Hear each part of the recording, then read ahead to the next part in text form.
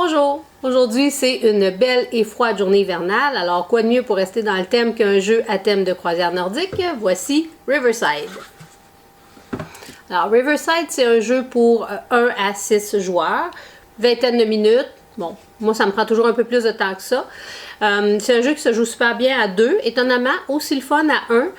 Quand on joue à 2, dans le fond, l'idée, c'est pas de créer des embûches à l'autre ou de nuire à l'autre. On fait chacun sa petite affaire, mais c'est celui qui a le plus de points qui gagne. Donc, quand on est tout seul, le but, ça va être d'essayer de battre notre propre corps. Fait que c'est vraiment un jeu qui est aussi le fun, qu'on soit 1, qu'on soit 2, ou je l'ai pas testé à plus. Donc, dans le jeu, qu'est-ce qu'on a?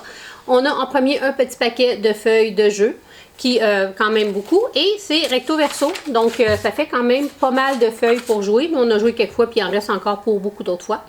On a plusieurs tuiles qu'on voit sur la table. En fait, il y en a 12 en tout. Il y en a 14 si on compte les tuiles extensions qui sont différenciables par un petit plus en haut.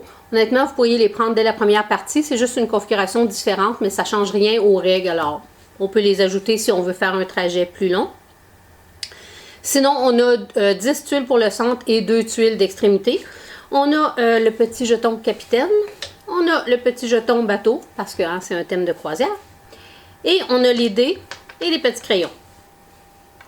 Donc, le thème du jeu, c'est qu'on est tous des promoteurs d'excursions. Et il y a une croisière qui circule dans notre secteur. Et à ce moment-là, on va essayer de vendre des excursions aux passagers de la croisière.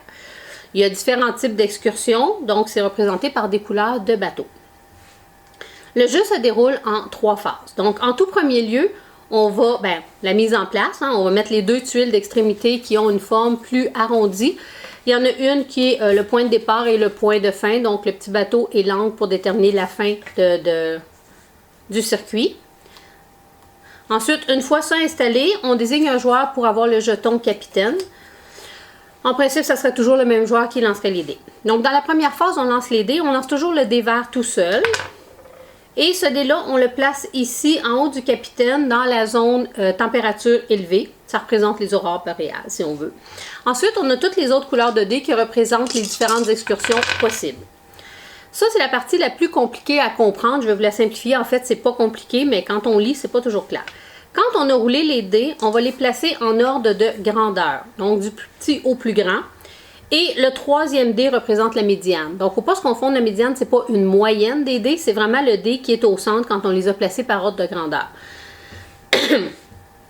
La médiane va représenter de combien va avancer notre bateau de croisière dans le circuit à ce tour-ci. Et ensuite, on prend tous les dés qui sont supérieurs à la médiane. Donc, dans ce cas-ci, on avait 1, 1, 1, 3 et 5. Donc, tout ce qui est supérieur à la médiane qui est 1. 3 et 5, et on les place en haut du capitaine de l'autre côté. Et les 3 dés sont placés en bas. Tout le monde va jouer sur les mêmes dés, donc à tous les tours, tout le monde joue en même temps sur les mêmes dés. Alors ça peut être le même qui lance les dés à tous les tours, ça ne change rien, c'est pas ton tour, mon tour. Alors dans ce sens-là, oui, ça peut aller vite. Ensuite, une fois qu'on a placé nos dés, toujours dans la phase 1, on va avancer notre bateau. Dans ce cas-ci, on a dit que c'était la valeur de la médiane qui est 1, donc notre bateau avance de 1 sur le circuit. Pour avancer sur le circuit, on suit la ligne pointillée. Donc, de temps en temps, il y a des petits espaces qui sont en dehors de la ligne pointillée. Ça, c'est pour les excursions. Alors, nous, on va toujours suivre la ligne pointillée. On va faire le tour et revenir. Une fois qu'on a avancé de 1, on va à la phase 2, qui est de choisir un dé dans les dés choisis, dans les dés roulés. Le dé vert, celui-là, on ne peut pas le choisir. C'est un dé qu'on peut, comme une frime qu'on peut ajouter à nos dés, mais on ne peut pas le choisir. Donc, on doit choisir dans les autres couleurs.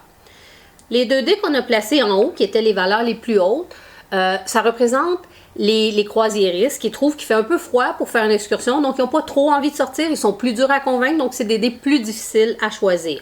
On va voir comment. Alors, ça nous laisse les dés qui sont en bas, qui sont dans ce cas-ci 3-1, le brun, le jaune, le blanc. Qu'est-ce qui va déterminer quelle couleur on veut choisir? Sur notre feuille, on a une couleur de bateau qui va avec chacune des couleurs de dés, sauf le vert, parce qu'on a dit que ce n'est pas un bateau, on ne peut pas le choisir. Dans les thèmes d'excursion, donc chaque couleur représente un thème d'excursion, c'est quand même drôle. Le blanc, c'est les excursions à dos d'ours polaire. Alors, c'est quand même rigolo, là. Je ne pense pas qu'on peut facilement dompter un ours polaire, mais bon, pourquoi pas. Ensuite, on a le jaune qui représente l'alpinisme, les excursions en montagne. On a le brun qui représente les excursions à dos de reine. On a le bleu qui représente la pêche sur la glace. Et finalement, le rose qui est les visites de brasserie artisanale. Alors, Qu'est-ce qui fait qu'on va choisir? Ben, c'est en fonction de la couleur et du bateau, de l'excursion qu'on veut booker. Fait qu'on va regarder dans le fond, dans les excursions qui sont proches de où notre bateau est, qu'est-ce qui pourrait donner des points, en fonction aussi de ce qu'on a peut-être déjà coché sur notre feuille. Par exemple, dans ce cas-ci, ça va être un tour un peu difficile parce que peu importe ma couleur, je ne pourrai pas faire de rangée. Alors, la façon de vendre des excursions, c'est d'avoir au moins un billet. Si on n'a pas de billet, on ne peut pas aller en excursion parce qu'on n'a rien à vendre. Pour avoir un billet, il faut cocher une rangée complète sur un bateau. Les règles pour cocher les rangées, c'est qu'on commence toujours à gauche et on évolue. On n'est pas obligé de tout prendre. Par exemple, si j'ai 5, je ne suis pas obligé de prendre une rangée puis cocher 5 dessus. Je pourrais en cocher 2, prendre la rangée d'en haut, en cocher 2, puis l'autre rangée en haut, en cocher 1. L'important, c'est de toujours commencer à gauche et évoluer. Mais comme il faut faire une rangée complète pour avoir les billets, ben, normalement, on va essayer de faire des rangées complètes. Donc, dans ce cas-ci, je pense que je n'aurai pas le choix de prendre l'ajout du dévers parce qu'avec 1, il n'y a aucun des bateaux qui a un seul passager va nous donner un billet. Alors, si j'y vais, par exemple, avec justement le blanc, parce que tant qu'ajouter le vert qui va me donner 5, ben, je vais prendre quelque chose de plus haut. Alors, je pourrais prendre le 1 blanc et j'ajoute le 4 vert. Parce que j'ajoute la valeur du dévers qui est 4, je dois cocher dans la partie en haut ici qui représente les températures élevées, donc les dés qui sont en haut. Alors, j'aurais, dans le fond, en achetant les deux, ça me donne un 5 blanc. Mais je dois en premier déduire mon 4 vert. Donc, c'est la valeur du dé. On coche le nombre de petites températures élevées. Et ensuite, je vais aller cocher mon 5 blanc. Ce qui est bien, c'est que je pourrais cocher, par exemple, cette rangée-ci qui représente justement 5. Alors, j'ai mon 5 blanc. Ça me fait une rangée complète, donc j'obtiens le billet qui est à la fin de la rangée. Le billet qui a une valeur 6, ça ne veut rien dire à cette étape-ci. Donc, plus loin, quand on va compter les points dans le jeu, la valeur des billets va être importante. Mais quand on boucle les excursions, un billet, c'est un billet. Qui valent 6 ou qui valent 4, c'est quand même juste un billet chacun. Maintenant, si vous regardez la feuille au bout de ma rangée, quand j'ai coché, j'obtiens aussi des petits bonus. Donc ici, les bonus, c'est 2 bleus. Alors, je les barre et je peux aller cocher d'emblée 2 bleus dans le petit bateau bleu. Ça, c'est le bonus qui vient avec mon choix. Alors, j'ai établi mon choix de dés. Quelqu'un pourrait choisir de prendre juste le 1 blanc, cocher juste un. On n'est pas obligé d'aller chercher dans le vert. C'est juste que ce coup-ci, si je veux booker des excursions, je n'avais pas d'autre choix pour avoir une rangée complète. Maintenant, au niveau des 2 dés qui sont en haut, parce que, comme j'ai dit, c'est des croisiéristes plus durs à convaincre, on peut choisir ces couleurs-là aussi. Par contre, comme elles sont en haut, on va devoir les déduire des températures élevées ici. Alors, si j'avais pris le 3 rose, j'aurais dû cocher 3 dans mes températures élevées. Le 5 bleu, j'aurais coché 5. Comme ce sont des dés qui sont des excursions aussi, des couleurs de bateau, on peut aussi les mixer avec le vert. Donc, si j'avais pris le 3 rose avec le 4 vert, parce que j'ai pris les deux et que les deux sont en haut des températures, j'aurais dû cocher 7 petites températures parce que leur total fait 7. Si je prends seulement le 3 rose, je cocherai seulement 3. Ça, c'est parce qu'ils sont en haut dans les températures élevées. Donc, quand on prend les dés qui sont en bas, les valeurs basses, on n'a pas besoin de déduire en haut. En gros, ça revient à dire que les dés de valeur plus grande, on va moins souvent pouvoir les choisir pendant le cours du jeu, donc on va être souvent pris avec des valeurs plus basses. Donc, quand on a fini de cocher ça, on ne peut plus prendre les dés qui sont en haut, sauf dans le cas qu'on a été chercher d'autres bonus. Et on doit avoir la valeur pour pouvoir cocher. Donc, s'il me reste seulement 3 petites températures et que le dé vert est 4, je ne pourrais pas le prendre. Même si je dis, je vais juste utiliser 3, je ne peux pas. Il faut que je sois capable de cocher la valeur du dé pour pouvoir utiliser. Même si en bout de ligne, moi, quand je vais cocher, je vais juste utiliser 3. Fait que je dois être capable vraiment de rencontrer la valeur qui est là. Alors, mon premier tour, moi, j'ai pris une rangée blanc. Ça m'a donné un billet. J'ai coché mon petit bonus 2. Donc, ensuite, ça, c'était la phase 2. On choisit nos billets, on place nos passagers. Ensuite, on regarde quelle excursion on peut ou on veut faire. Les règles pour aller en excursion, c'est qu'il faut être à 3 espaces de distance. Là, à ce moment-là, on va pouvoir compter ceux qui sont en dehors du circuit pointillé, qui est le circuit de la croisière.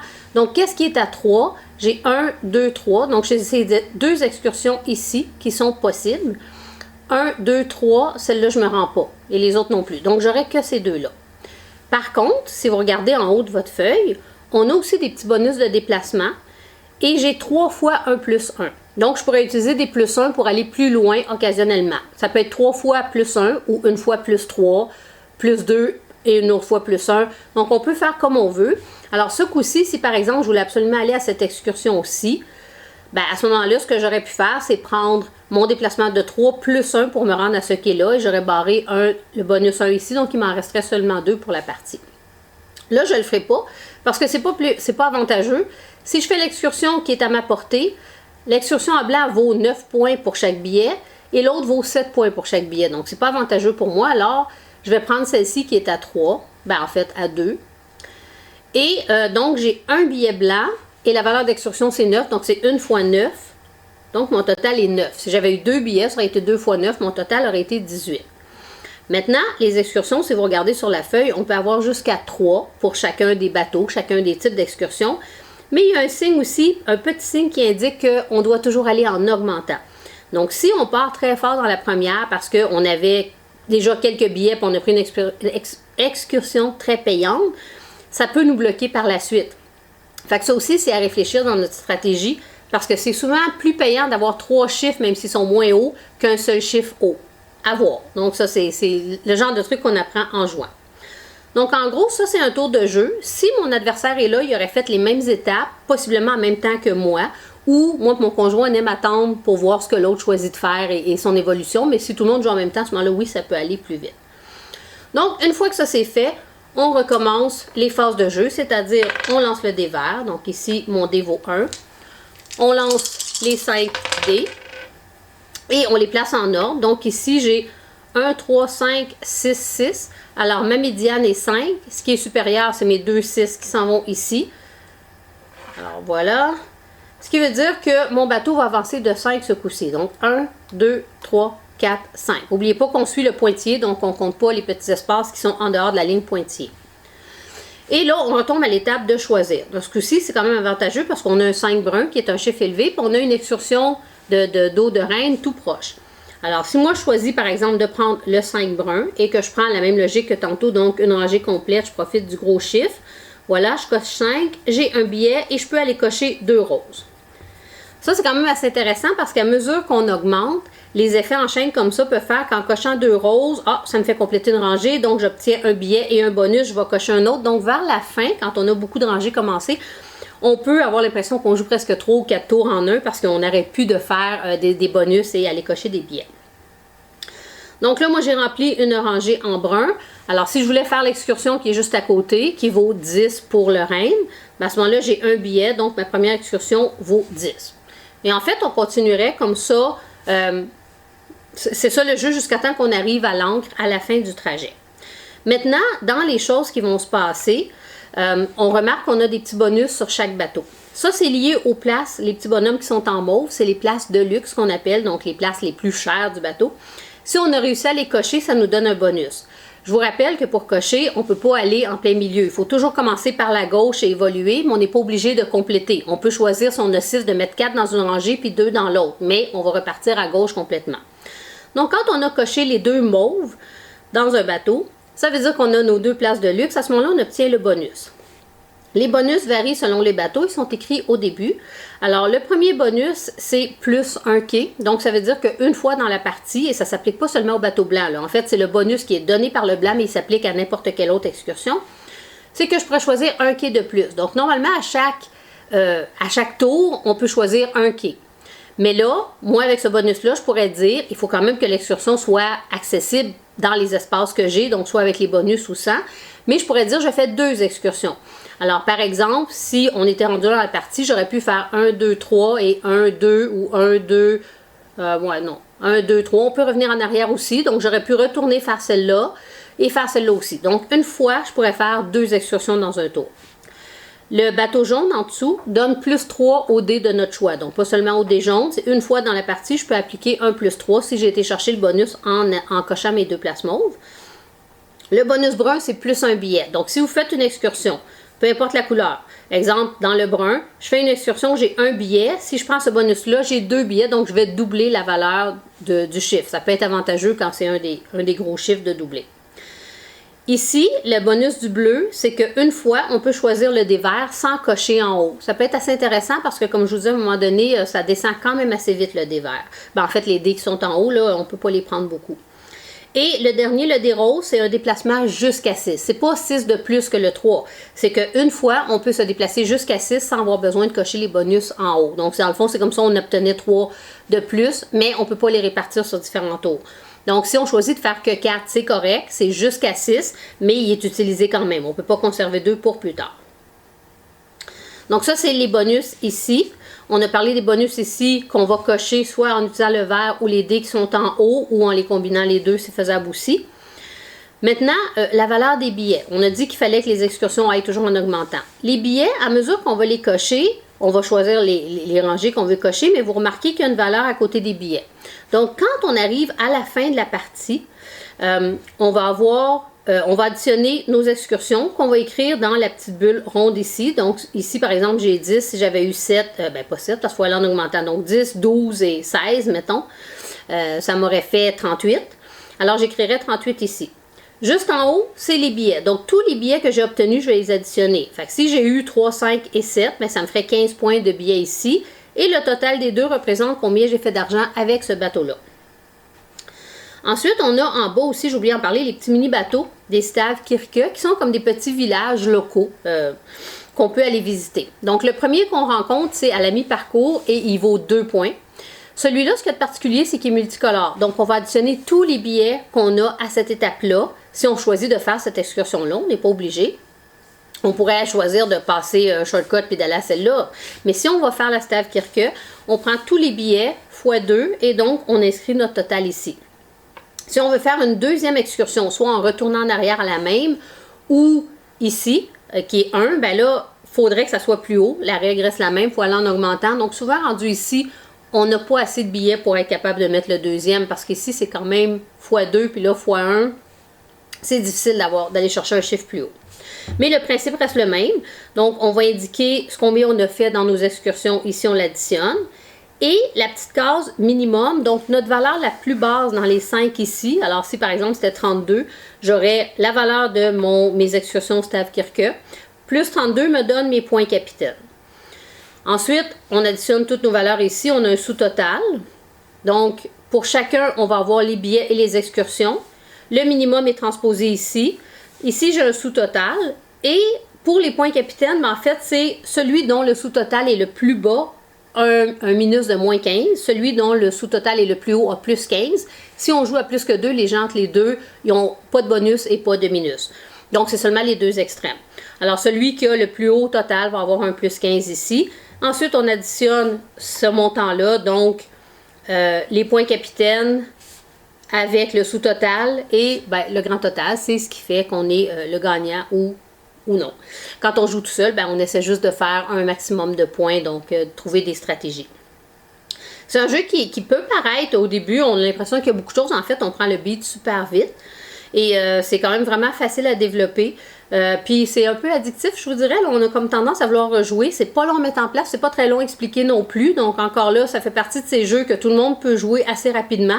Pour gagner, peut-être que là, il faut avoir joué quelques fois pour le comprendre, pour bien le jouer. Mais sinon, juste pour jouer, c'est vraiment facile d'évoluer puis de choisir des excursions. Pour autant qu'on se rappelle qu'il faut avoir au moins un billet pour aller sur un quai avec un type d'excursion pour une certaine couleur. Et donc, voilà, c'est ça Riverside. Donc, si vous avez le goût de partir un petit peu en voyage imaginaire, c'est un jeu super le fun pour ça. Alors, à bientôt!